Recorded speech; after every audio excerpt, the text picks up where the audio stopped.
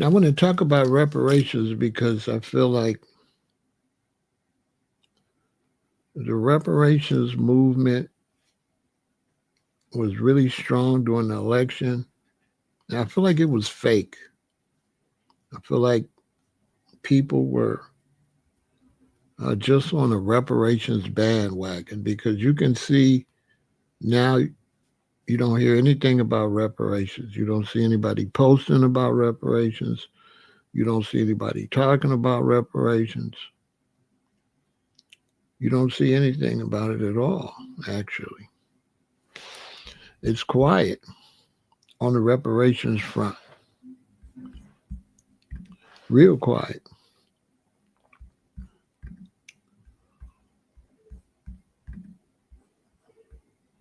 Nothing being said whatsoever.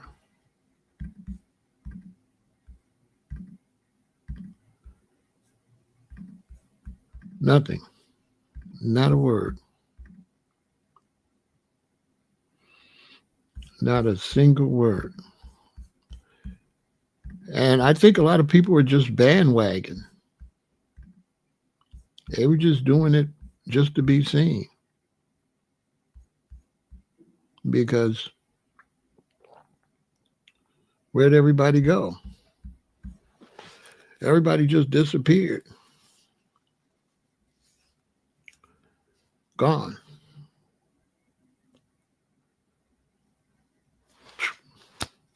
Disappeared. And that's why we can't get anything done because, especially with social media, people are just doing it for clout, just to be in the in crowd. They're not really taking it serious. And so all that work we put into it, those of us that are serious, we just had too many bandwagoners. Made the movement appear to be bigger than it really was. When the reality it wasn't that big. It wasn't that big at all.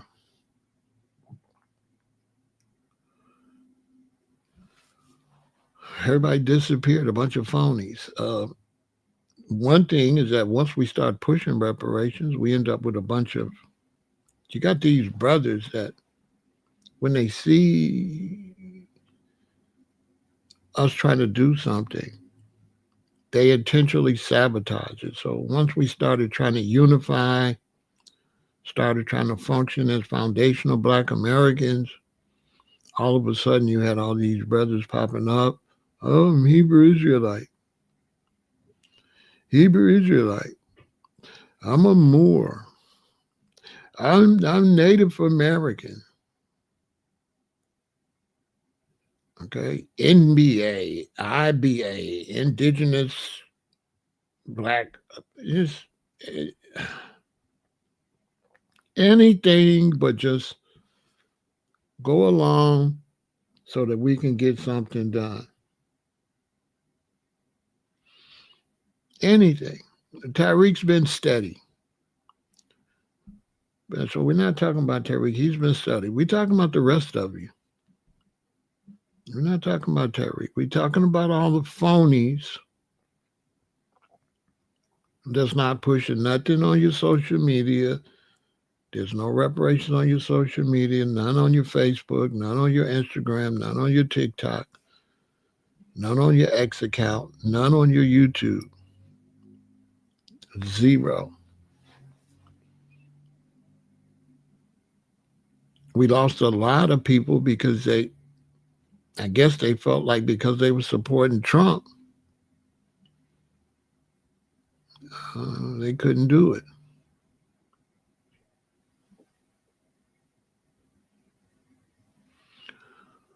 They couldn't do it. We're never going to call ourselves Native Americans. We're never going to call ourselves Hebrew Israelites. We're never going to call ourselves Moors. We're never going to all be Muslims. So I don't know why we can't focus on economics for the betterment of all of us economically. We're never going to be any of that nonsense that you all push. It's never going to happen. We will never identify as Moors. We will never identify as Native Americans. We will never identify as Hebrew Israelites. We will never identify under any of that garbage. It will never happen. It will never happen. But one thing is going to happen is we're going to have to keep paying these bills. We're going to have to keep living in this economical situation. I don't know why we can't unify for economics. And you're entertaining people that represent division. You're the main ones. We have people, they run back between us as content creators. They run over here, they run over there. Pharaoh said this. They run over there. So and so is this. They run over there. So and so's that. They run over there. Ha, da, da. They run over there. Da, da, da. But reparations is about getting the economics that we lost. What we do know is if you had brown skin in this country, you were discriminated against with housing, and they didn't ask you what type of brown skinned person you was. When your great-great-grandmother went to get a cab or get on the bus, they didn't ask them what type of brown person they was. You just couldn't get on the bus. Rosa Parks was a light-skinned woman. Could have been some Native American, but she could not sit on the bus. It's just cut and dry. And the fact you don't want to deal with that issue is the problem. Because reparations is an economic issue. And it's really about the lineage of being brown and discriminated against in this country. That's it. You could not get on that bus if you was a Moor. You would have still had to go to the black section.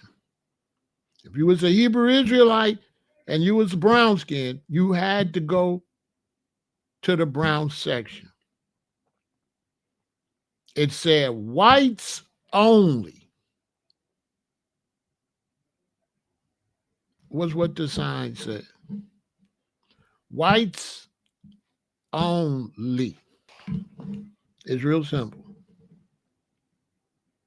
And anything other than that is just nonsense.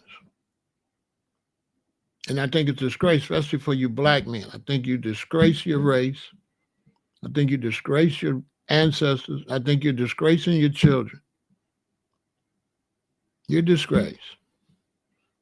You can't stand up for anything, and you allow division within our people.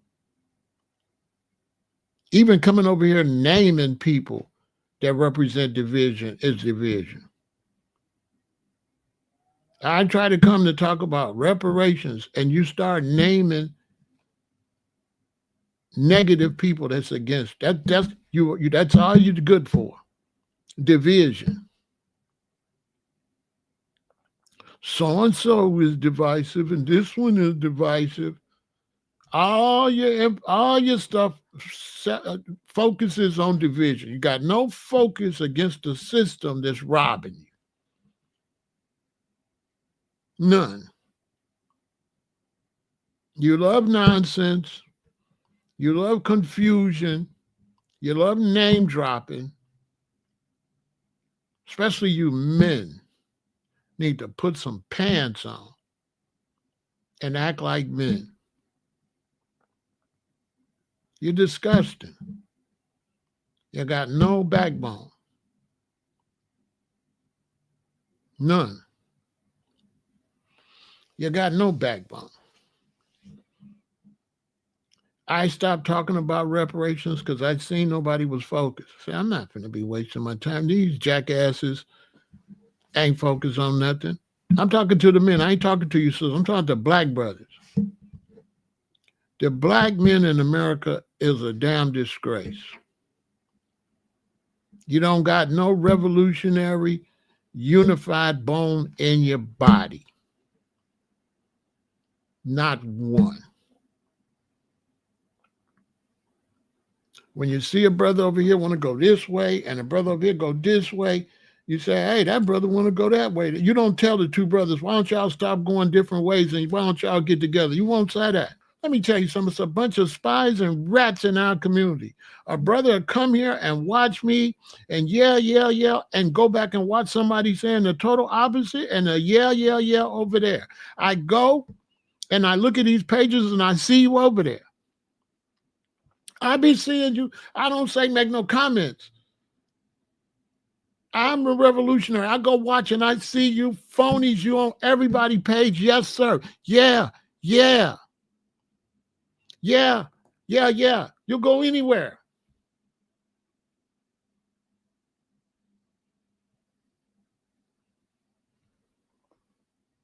You go everywhere.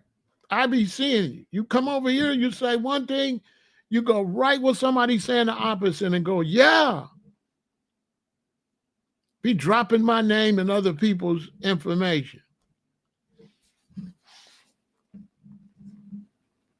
I be seeing it.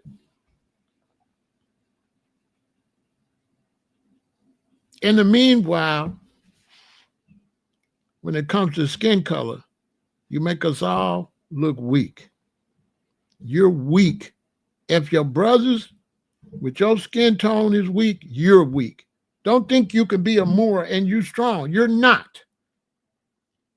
If all the other brown people are weak, your Moorish ass is weak, your Muslim ass is weak, your Hebrew ass, Christian ass is weak. Your Republican, Democratic, brown ass is weak. You're the only one divides us.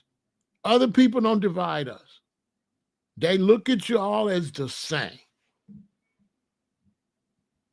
They're not looking at you like no Moor or no Muslim or no Christian or none of that nonsense y'all making up. You black. Moors are the worst. They don't think they black. They think they what they call themselves. That's what they think. They think their identity of themselves is who they are in the world. But you are what your opposition says you are. That's what you are. You're not what you call yourself. You're what other races call you. You're unified by your opposition. If they don't like me, and they don't like Matt, and they don't like Kathy, and they don't like Slim, we on the same team. Period. Your strongest military was Black Native Americans and Black African slaves. And if they fought together, they had sex together, they married each other, and your ass is a Black African Native American. Facts. I am an African Native American. I'm African and Sioux. That is a fact. And if they caught you and you was a dark Native American and you was a woman, they still made you have babies. They still made you have slaves. When they caught the brother from 12 years a slave, did they ask him what kind of black person he was? Y'all really believe if they needed babies to pick cotton, did you care you think they cared what kind of black you was? Who believed that when they was capturing people to breed to have slaves, who believed they cared what type of black person you was?